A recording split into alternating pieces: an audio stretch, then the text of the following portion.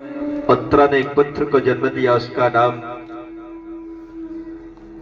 नाम परीक्षित महाराज पड़ गया। माता उत्तरा बचपन से ही परीक्षित को गोद में लेकर के भगवान की भजन संध्या किया करती है।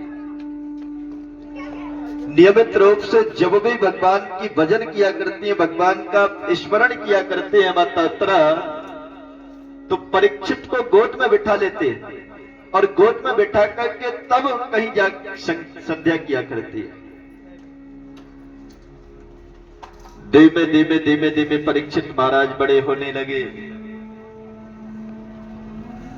नियमित उत्तरा परीक्षित महाराज को अपनी गोद में बिठा करके संतों के सानिध्य में सत्संग का श्रवण कराया करते हैं और उसका प्रभाव परीक्षित महाराज की आदत है।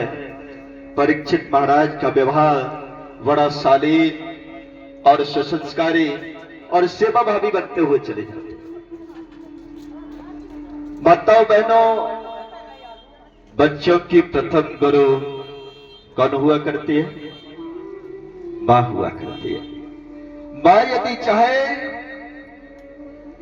तो बच्चों को महान बना सकती है, और मां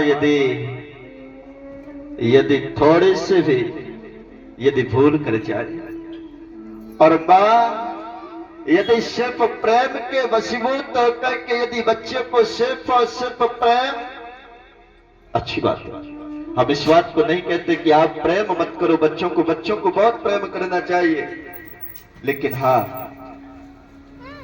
शास्त्रों के अनुसार जो कहा गया है, लाल ये पंचवसाणी,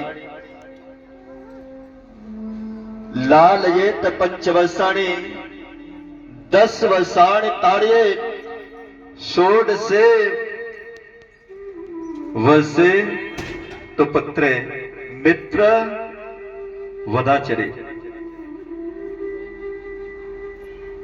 5 वर्ष की अवस्था में, 5 वर्ष की अवस्था तक बच्चे को हमको बहुत प्रेम करना चाहिए, लेकिन 5 वर्ष की अवस्था से जैसे ही बालक बड़ा होता हुआ चला जाए, वैसे ही बच्चे के प्रति थोड़ी थोड़ी कठोरता अपनानी चाहिए। एक आंख प्रेम की और एक आंख थोड़ी कठोर कर लेनी चाहिए, और बच्चों को अच्छा ज्ञान, अच्छे संस्कार बच्चों के जीवन में घोल देनी चाहिए, जो काम माता उत्तरा ने परीक्षित के साथ की थी। परीक्षित महाराज धीमे धीमे 15 वर्ष के हो गए, और जब परीक्षित महाराज 15 वर्ष के हुए, अब परीक्षित महाराज को जो माता उत्तरा ने बचपन में सिखाया वही आदत परीक्षित महाराज के जीवन में और स्वभाव में बन जाती है। स्वभाव में वही आदतें आ जाती है। अब परीक्षित महाराज से कहना नहीं पड़ता, नियमित रूप से प्रातःकाल उठते और उठ करके अपने प्रातःकाल दिनचर्या करते हैं। दिनचर्या करने के उपरांत संतों के आश्रमों में जाते हैं।